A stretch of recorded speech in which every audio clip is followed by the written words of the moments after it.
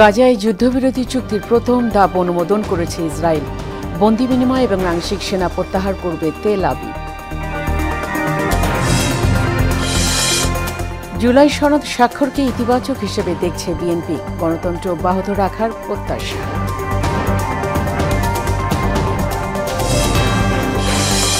প্রতিবছর ক্যান্সারে 1,67,000 মানুষের প্রাণহানি, সমন্বিত ব্যবস্থা না থাকায় বাড়ছে আক্রান্ত, বলছেন বিশেষজ্ঞ চিকিৎসক। এবং রাজধানীতে ঊর্ধ্বমুখী নিত্যপণ্যের বাজার, চড়া দামে এখনও বিক্রি হচ্ছে সবজি, আমদানি বন্ধ হলে বাড়তে পারে চালের দাম।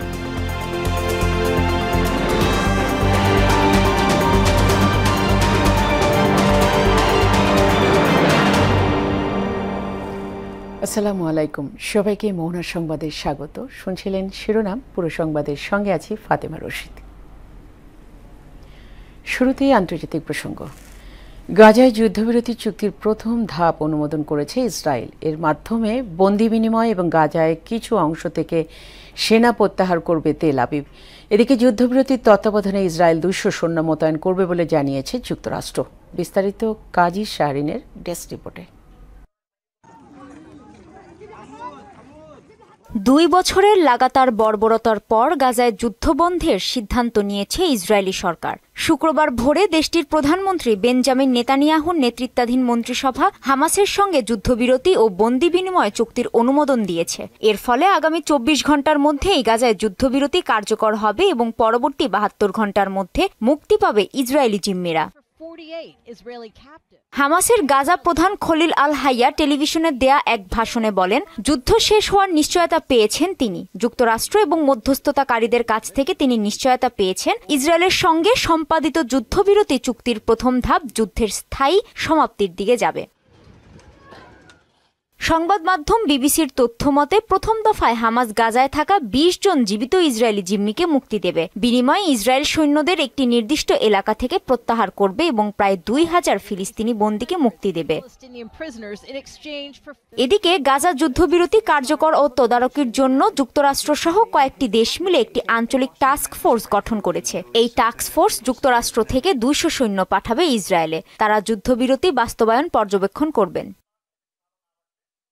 গাজায় মানবিক সহায়তার প্রবাহ সহজ করা, যুদ্ধবিরতি বাস্তবায়নের সময় ইসরায়েলি বাহিনীর সঙ্গে সমন্বয় রক্ষা এবং উভয় পক্ষের মধ্যে সংঘর্ষ এড়ানোর দায়িত্বে থাকবে তারা। কাজী শাহরিন, মোহনা সংবাদ। ইসরায়েলের কারাগারে আটক মানবাধিকার কর্মী শহীদুল আলমকে তুরস্কের সহায়তায় মুক্ত করার চেষ্টা চলছে। তুরস্কের কর্তৃপক্ষ আশা প্রকাশ করেছেন আজই তাকে বিশেষ বিমানযোগে আঙ্কারায় নিয়ে আসার সম্ভাবনা রয়েছে, যদিও এই ব্যাপারে তুর্কি কর্তৃপক্ষ শতভাগ নিশ্চয়তা দিতে পারেনি। আঙ্কারায় নিযুক্ত বাংলাদেশের রাষ্ট্রদূত আমানুল হক গতরাতে এই তথ্য জানিয়েছেন। শহীদুল আলমকে আটকের পর জর্ডান, মিশর এবং তুরস্কে অবস্থিত বাংলাদেশ দূতাবাস সমূহকে এসব দেশের পররাষ্ট্র দপ্তরের সাথে যোগাযোগ করে তাকে মুক্ত করার দ্রুত উদ্যোগ নিতে বলা হয়। দূতাবাস কর্তৃপক্ষ শহীদুল আলমের মুক্তির বিষয়ে স্থানীয় কর্তৃপক্ষের সাথে সার্বক্ষণিক যোগাযোগ রাখছে।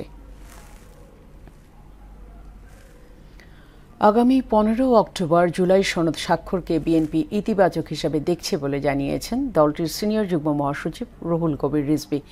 গণতান্ত্রিক ধারা অব্যাহত রাখতে যে কোনো বিষয় আলোচনার মাধ্যমে সমাধানের প্রত্যাশাও জানান তিনি।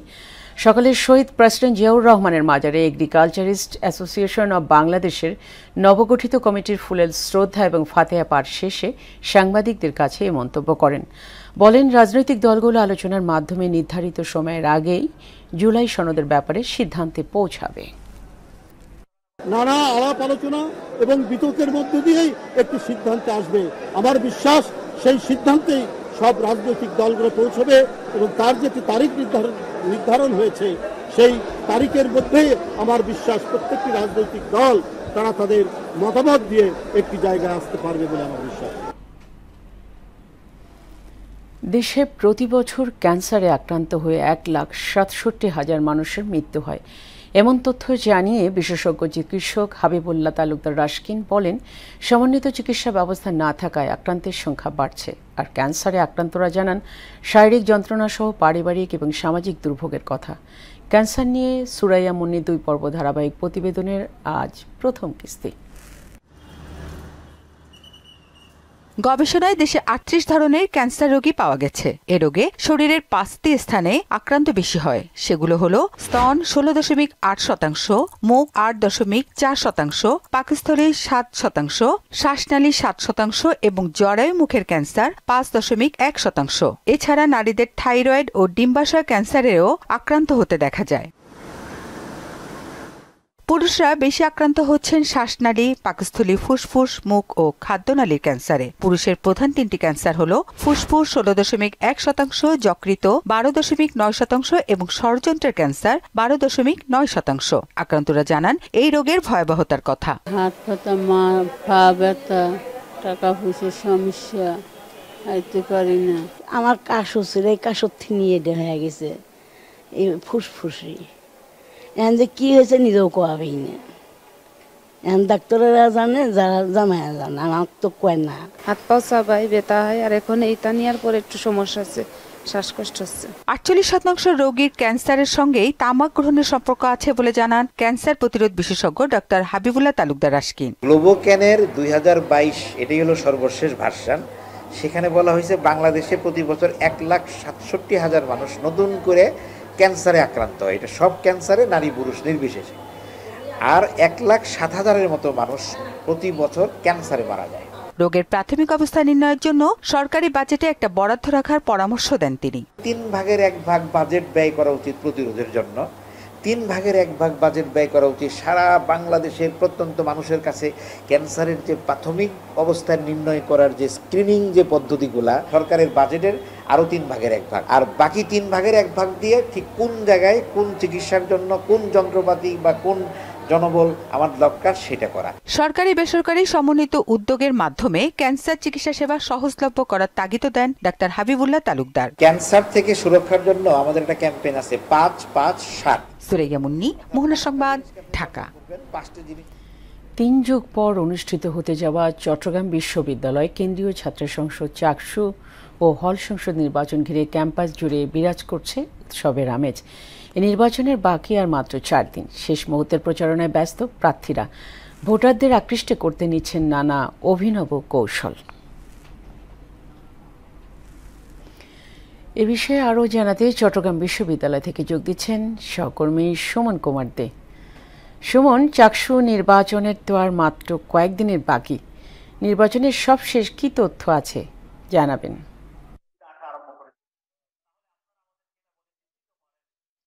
প্রথমা, আমি এই মুহূর্তে চট্টগ্রাম বিশ্ববিদ্যালয়ের চাকসু ভবনের সামনে রয়েছি। তো আমরা দেখেছি চাকসু নির্বাচনকে ঘিরে শিক্ষার্থী প্রার্থীদের মধ্যে যে উৎসবের আমেজ।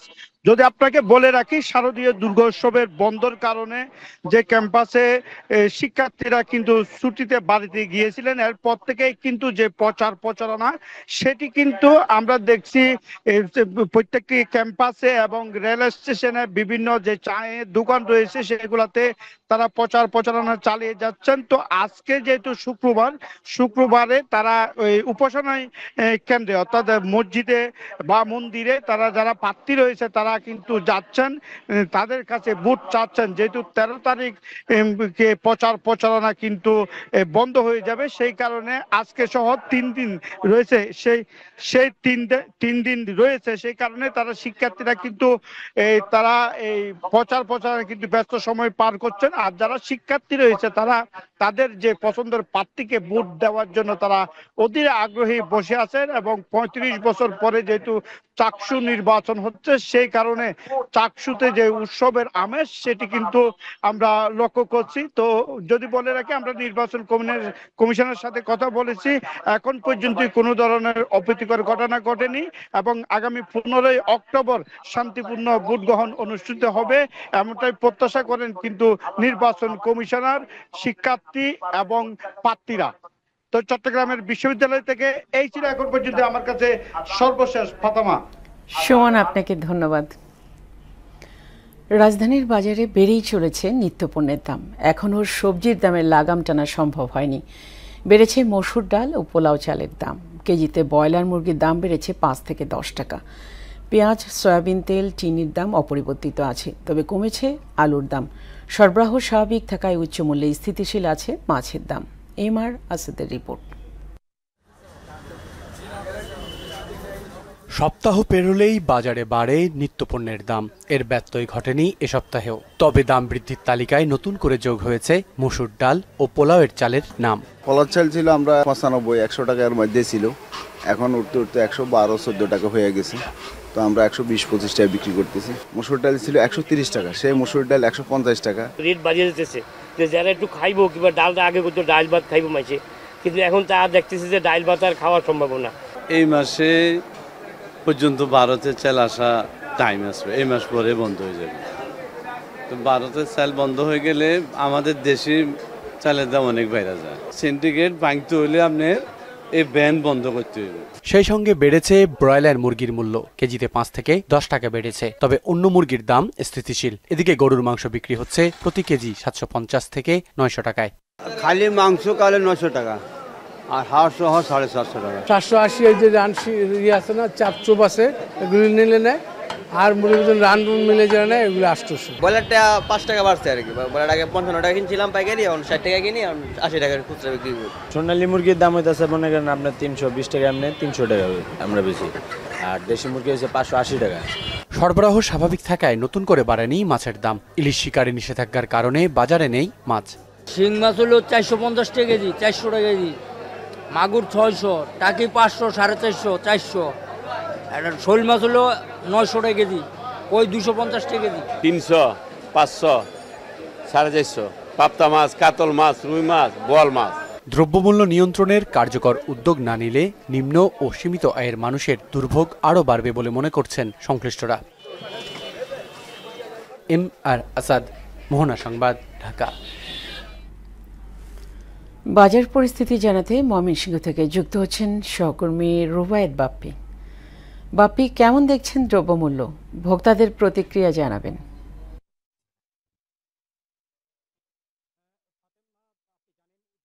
বর্তমান যে পরিস্থিতি, এই পরিস্থিতিতে কিন্তু বাজার নিয়ে কিন্তু সাধারণ মানুষের কিন্তু একটি উদ্বেগ এবং উৎকণ্ঠা রয়েছে। তো আমরা কিন্তু ময়মনসিংহের বিভিন্ন বাজার ঘুরে দেখেছি। সাধারণ মানুষজন যেটি বলছেন যে এখন যে বাজারের যে ঊর্ধ্বমুখী দাম, সেই দামে কিন্তু তাদের নাবিশ্বাস উঠেছে। আমি এখন আছি ময়মনসিংহের যে শান্তিপাড়া যে কাঁচা বাজার, সেই কাঁচা বাজারে। এখানে কিন্তু আমি ক্রেতা এবং বিক্রেতাদের সাথে কথা বলেছি।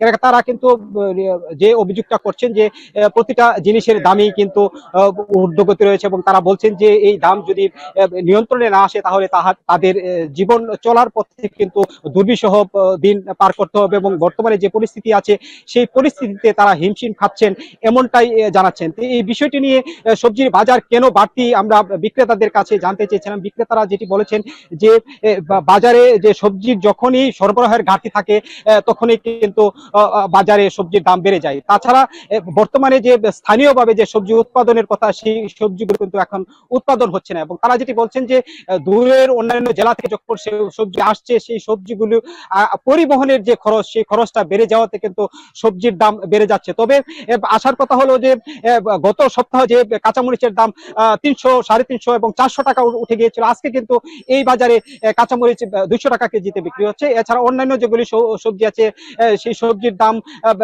প্রকারভেদে কিছু কিছু সবজি দাম কমেছে এবং কিছু সবজির দাম বেড়েছে। এখানে কিন্তু বর্তমানে সবজির দাম উঠানামা করছে। তো ফাতেমা, এই ছিল আমার কাছে ময়মনসিংহে সবজির বাজার অবশেষ। ফাতেমা। বাপ্পি, আপনাকে ধন্যবাদ। লক্ষ্মীপুরের রামগঞ্জে ক্রোকারিজ ব্যবসায়ীর স্ত্রী এবং কলেজ পড়ুয়া মেয়েকে গলা কেটে হত্যা করেছে দুর্বৃত্তরা। বৃহস্পতিবার সন্ধ্যা থেকে রাত 9টার মধ্যে উপজেলার চণ্ডীপুর ইউনিয়নের পশ্চিম শ্রীরামপুর গ্রামে এই ঘটনা ঘটে। এ সময় ঘরে থাকা প্রায় 300 ভরি স্বর্ণালংকার লুট করে নেওয়ার অভিযোগ করেছে নিহতের পরিবার। নিহতরা হলেন জুলেখা বেগম ও তানহা আক্তার মিম। মিম রামগঞ্জ মডেল কলেজের HSC দ্বিতীয় পর্বের ছাত্রী। রামগঞ্জ থানার ভারপ্রাপ্ত কর্মকর্তা আব্দুল বারী হত্যাকাণ্ডের বিষয়টি গণমাধ্যমকে নিশ্চিত করেছেন। আবারও দেশের বাইরের খবর। ফিলিপাইনে 7.4 মাত্রার শক্তিশালী ভূমিকম্প আঘাত হেনেছে। এরপর দেশটির ভূমিকম্প পর্যবেক্ষণ সংস্থা সুনামির সতর্কতা জারি করে। পরে সুনামির আশঙ্কা কেটে যাওয়ায় সতর্কতা প্রত্যাহার করে নেওয়া হয়েছে। ইন্দোনেশিয়ার সিসমোলজি এজেন্সির তথ্য অনুযায়ী উত্তর সুলাওসির তালাউদ দ্বীপপুঞ্জে 3.5 সেন্টিমিটার থেকে 17 সেন্টিমিটার পর্যন্ত সুনামি তরঙ্গ রেকর্ড করা হয়েছে। এদিকে শক্তিশালী এই ভূমিকম্পে কী পরিমাণ ক্ষয়ক্ষতি হয়েছে তার সব তথ্য এখনও সামনে আসেনি।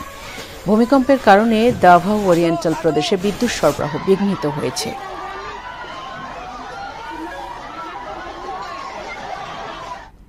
ক্রিকেট। নারী ওয়ানডে বিশ্বকাপে আজ নিউজিল্যান্ডের প্রতিপক্ষ হয়ে মাঠে নামছে বাংলাদেশ। ভারতের গুয়াহাটির বর্ষাপাড়া স্টেডিয়ামে বাংলাদেশ সময় বিকেল 3:30টায় শুরু হবে খেলা। এ পর্যন্ত 2টি ম্যাচ খেলে 1টি করে জয় এবং পরাজয় রয়েছে নিগার সুলতানা জ্যোতিদের। প্রথমটিতে পাকিস্তানকে 7 উইকেটে হারালেও পরেরটিতে ইংলিশদের কাছে 4 উইকেটে হেরে যায় টাইক্রেসরা। এদিকে সমান ম্যাচে নিউজিল্যান্ড জয়ের দেখা পায়নি, তবে বাংলাদেশের সঙ্গে হেড টু হেড পরিসংখ্যানে এগিয়ে হোয়াইট ফার্নাসরা। 4 বারের দেখায় 2 জয় নিউজিল্যান্ডের, আর 2 ম্যাচ হয় পরিত্যক্ত। ফুটবল। এশিয়ান কাপ বাছাইয়ে হংকং চায়নার কাছে হেরে গেলেও একদম আশা শেষ হয়নি বাংলাদেশের। তবে যে সমীকরণ রয়েছে তা যেমন কঠিন তেমন জটিল। সমাধানে কোনো ম্যাচই যেমন হারা যাবে না, তেমনি অন্য ম্যাচের ফলাফলের উপর নির্ভর করলে মূল পর্বে লাল সবুজদের পা রাখার বিষয়টি। এসব নিয়ে জানাচ্ছেন মুদাসসির আলী। এশিয়ান কাপ বাছাইয়ের তৃতীয় রাউন্ডে হংকং চায়নার কাছে লড়াই করেও শেষের দিকে এক ভুলে কপাল পড়ে বাংলাদেশের। ভারাক্রান্ত হৃদয়ে মাঠ ছাড়ে হামজারা। এখন প্রশ্ন, এশিয়ান কাপের আশার প্রদীপ কি নিভে গেল বাংলাদেশের? এশিয়ান কাপ বাছাই তৃতীয় রাউন্ডে গ্রুপ সিতে আছে বাংলাদেশ, হংকং চায়না, সিঙ্গাপুর ও ভারত। হামজাদের হারের দিনে ভারত তাদের মাটিতে সিঙ্গাপুরের সঙ্গে পয়েন্ট ভাগাভাগি করে। এতে করে পয়েন্ট টেবিলের শীর্ষে হংকং চায়না, এরপর সিঙ্গাপুর, 3 নম্বরে ভারত এবং তলানিতে এখন বাংলাদেশ। সামনে সবারই 3টি করে ম্যাচ বাকি। তলানিতে থাকা বাংলাদেশেরও আশা একদম নিভে যায়নি। তবে এর জন্য সামনে হংকং চায়নাকে তাদের মাটিতে পরাস্ত করতে হবে কাবরেরার শিষ্যদের। তারপর ভারত ও সিঙ্গাপুরকে বধ করতে হবে। সেক্ষেত্রে বাংলাদেশের পয়েন্ট হবে 10। আবার শুধু যে জয় দিয়েই হবে তা নয়, অন্য ম্যাচের দিকেও তাকাতে হবে। 7 পয়েন্ট নিয়ে শীর্ষে থাকা হংকং চায়না এবং 5 পয়েন্ট নিয়ে 2 নম্বরে থাকা সিঙ্গাপুরকে 3টির মধ্যে 2টিতে হারতে হবে এবং 1 ম্যাচ ড্র করতে হবে। এতে করে হংকং চায়নার পয়েন্ট হবে 8, সিঙ্গাপুরের 6 এবং ভারতের 8। অন্যদিকে 10 পয়েন্ট ঝুলিতে থাকলে তখন এশিয়ান কাপের মূল পর্বের দরজা খুলে যাবে বাংলাদেশের। মুদাসসির আলী, মোহনা সংবাদ। শেষ করব মোহনা সংবাদ, যাবার আগে শিরোনামগুলো আর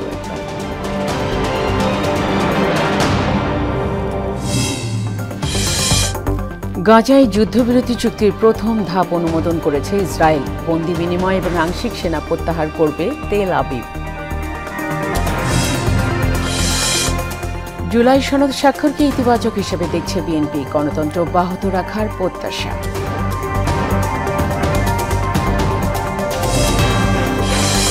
প্রতি বছর ক্যান্সারে 1,67,000 মানুষের প্রাণহানি। সমন্বিত ব্যবস্থা না থাকায় বাড়ছে আক্রান্ত, বলছেন বিশেষজ্ঞ চিকিৎসক।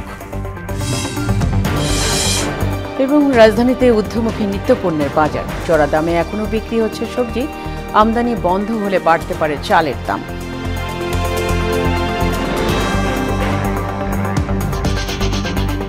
এই ছিল মোহনার সংবাদে। পরবর্তী সংবাদ বিকেল 5:30টায়। এর আগে বিকেল 3টায় দেখবেন সংবাদ এক নজরে।